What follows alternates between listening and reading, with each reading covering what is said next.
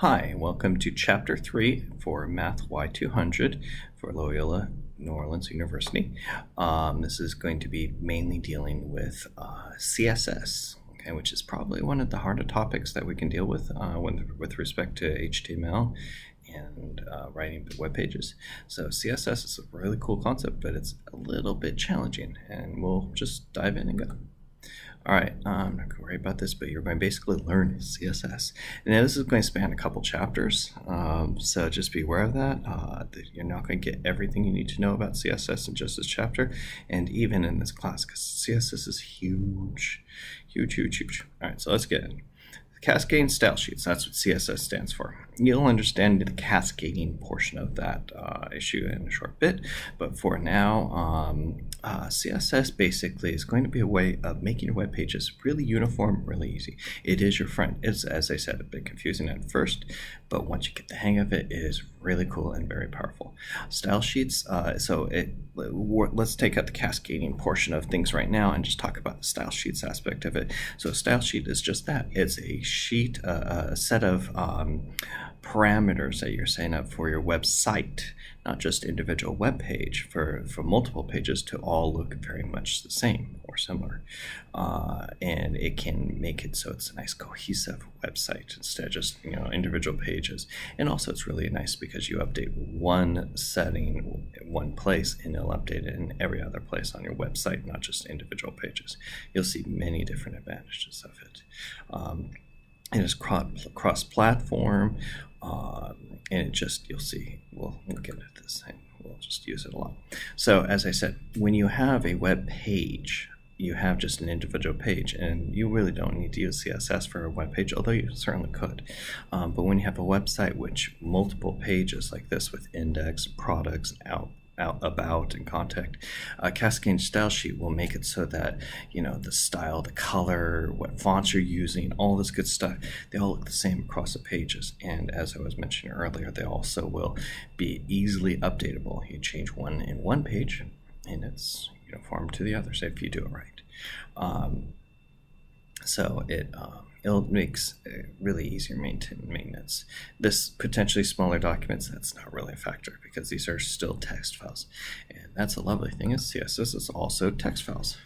Okay, well, there's technically 4 ways of doing CSS. Now, we're really only going to worry about 3 of these, okay? The 4th one is just kind of weird. This imported style, we're not going to really touch it. But this inline styles, we want to try and avoid this, but this happens more often than not. We put CSS code right in the web page. You'll see why in a sec.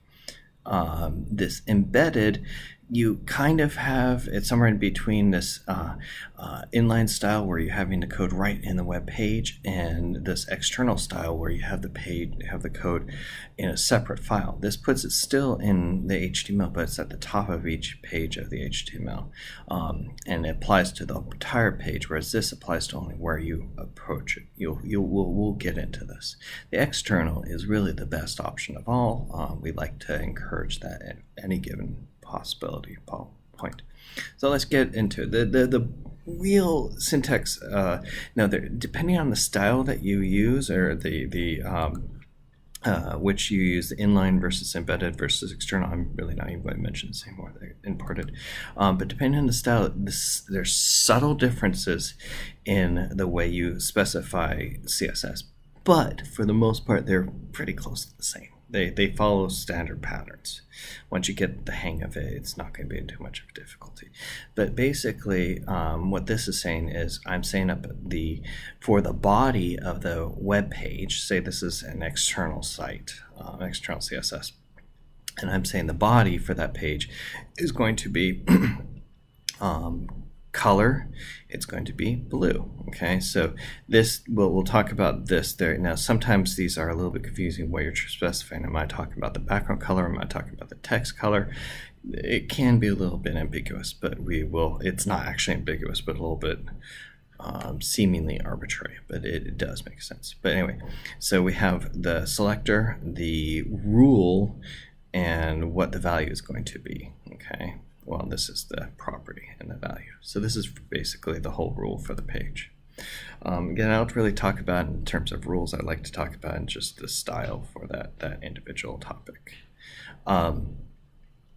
This is another, we can talk about these. This is going to be very common. We're going to see this quite a bit here, okay? So in this case, I am saying that I'm going to make the text to be blue and the background color of the text yellow, which is, to be perfectly honest, pretty hideous. That would be a yellow page with blue text on it. I mean, there's a lot of contrast there, but seriously, don't make your pages with a background color of yellow, please. But regardless, this shows you the example. But this gives us two different parameters for the body. Okay, and you can do as many parameters as you feel inclined to do. There's a lot of options for each different element possible. So for the body element, remember with the HTML we have the different elements, and body is one of the main elements where the body of your web page goes. We're setting the color and the background color. And notice that it's separated by a semicolon. And then notice that there's a semicolon at the end here. This one is pretty much optional, and I see it back and forth whether you include this last semicolon or not, but you definitely need to include this because this is kind of like the, separator of this property and separator of that property.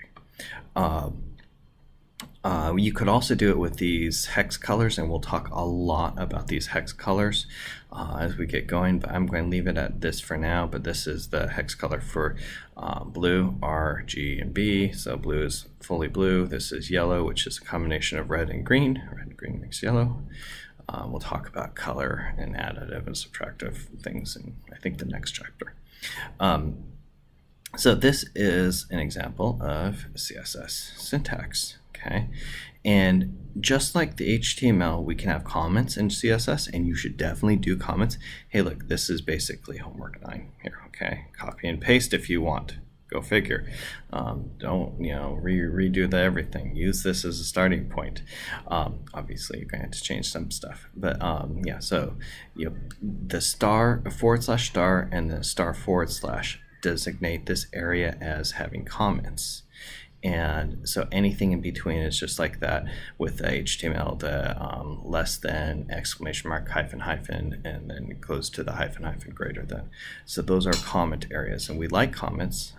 So you can use this to have it so it ignores some CSS, but you can also have it so it just gives you information like this is my who's the writer and when it was last modified. This is right here, this is the telling me what I'm doing. CSS can be a little bit confusing, and this stuff really can help to I'm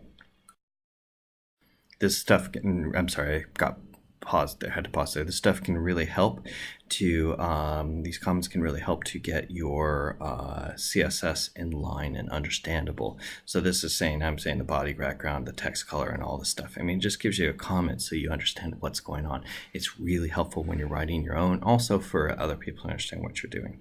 But this is an example of some CSS. Now you could put this directly in the header, and this would be in the style of the embedded style, or you could put it as a CSS text file, and then that is a external style. Okay, I'm going to pause here, and then we'll come back right to the slide.